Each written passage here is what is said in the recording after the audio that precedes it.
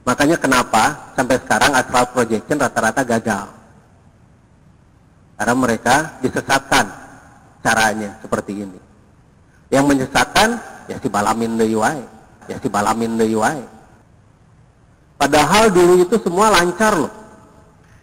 Orang-orang tuh bisa saling berhubungan tanpa tanpa ada jarak, ruang dan waktu. Mereka bisa berhubungan kapan saja tanpa perlu bayar pulsa. Mereka bisa berkomunikasi dengan yang jauh sekalipun atau dari planet manapun itu dengan mudah. Tetapi sekarang hal begini itu dianggap mustahil.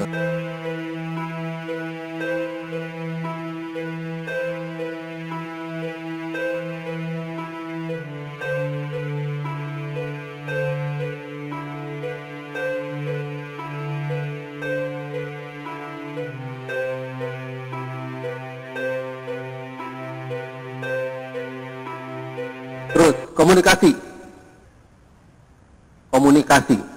komunikasi zaman dulu itu sudah mulai sangat luar biasa, dan termasuk berkomunikasi dengan alien atau dengan ekstraterestrial. Ekstraterestrial itu alien. Nah, ada dua cara. Pertama dengan menggunakan teknologi, dan dua menggunakan perjalanan astral. Nah, ini perjalanan astral, contohnya ini. Si astral ini kita konsentrasi seperti kita bikin probe lah. Cuma ini gambarannya, gambaran yang seolah-olah probe itu berbentuk manusia. Jadi energi difokuskan, kemudian membentuk probe. Nah, ini digambarkan dari pusar, padahal bukan. Padahal dari kepala kalau kita. Ini lambang dari ikatannya. Ikatannya katanya melalui pusar, menurut mereka. Padahal ikatannya itu di kepala. Makanya kenapa orang-orang mencoba astral body sekarang jarang yang berhasil. Karena digambarkannya seperti ini, disesatkan sengaja.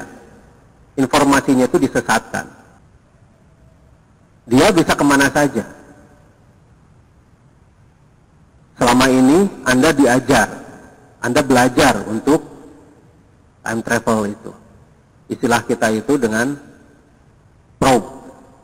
Atau kita membuat energi di kepala, dan kemudian energi tersebut menjadi kamera jarak jauh kita. Nah, ini mereka menggambarkannya seperti ini. Orang-orang India itu menggambarkannya seperti ini. Karena memang 9 unknown men itu dari India.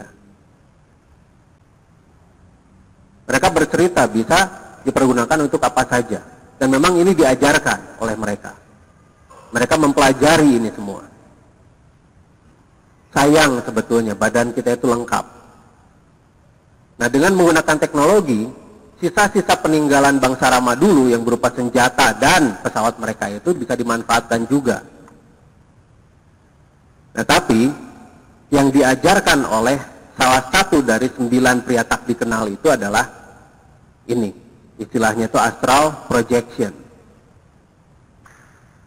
Padahal bukan dari sini. Makanya kenapa sampai sekarang astral projection rata-rata gagal. Karena mereka disesatkan caranya seperti ini. Yang menyesatkan ya si balamin deui wae. Padahal dulu itu semua lancar loh. Orang-orang tuh bisa saling berhubungan tanpa ada jarak, ruang dan waktu. Mereka bisa berhubungan kapan saja tanpa perlu bayar pulsa. Mereka bisa berkomunikasi dengan yang jauh sekalipun atau dari planet manapun itu dengan mudah. Tetapi sekarang hal begini itu dianggap mustahil. Dan memang ini disengaja. Dimunculkan wacana bahwa hal semacam begini itu mustahil. Dan hal yang semacam begini itu tidak ilmiah. Dimunculkan wacana itu sekarang. Dan wacana itu disebarkan, diajarkan di sekolah-sekolah. Itu adalah konspirasi juga. Agar kita tidak mengembangkan tubuh kita menjadi maksimal. Kita hanya mengembangkan sesuatu hal-hal yang biasa-biasa saja, yang kecil-kecil. Akhirnya kita menjadi buruh. Itu yang mereka mau. Dan mereka berhasil kan? Mereka berhasil. Umat Islam menjadi lemah.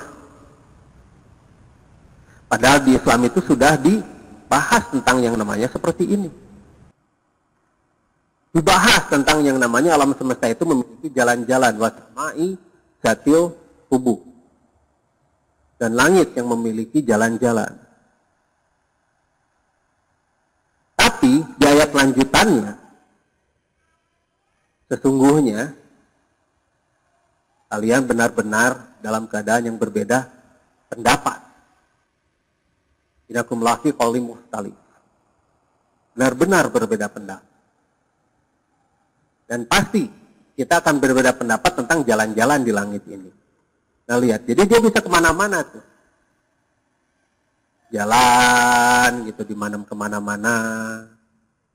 Jauh. Resepnya kalau misalnya sudah jalan, bisa nonton gratis. Jalannya KBSM. Salah asup KWC. Itu mah ngahaja, itu mah. Ngahaja. Lepas jalan. Berjeng lila di dinya nate. Nah, bisa kemana saja. Kemanapun. Dan tidak dibatas ruang dan waktu. Karena kecepatan proud kita ini, itu jauh lebih cepat dari cahaya. Jauh. Nah, yang namanya ground, teknologi ground ini, itu menggunakan ide dari perjalanan semacam begini. Ternyata cahaya itu merambat. Yang merambatkan cahaya apa? Di pelajaran sekolah cahaya merambat di apa? Udara. Kenapa di tempat yang hampa udara cahaya masih bisa merambat? Nanti itu akan jelaskan ya. Yang merambatkan cahaya itu bukan udara. Sok lihat di tempat yang kedap, yang tidak ada udara. Kenapa cahaya masih bisa merambat? Jadi apa yang merambatkan cahaya itu? Insya Allah nanti dibahaslah di buku kedua ya. Teknologinya, bagaimana cara merambatnya, semuanya dibahas di sana. Karena memang di buku kedua ini lumayan susah bikinnya. Karena banyak bahasa baru. Dan lagian capek bikinnya itu capek.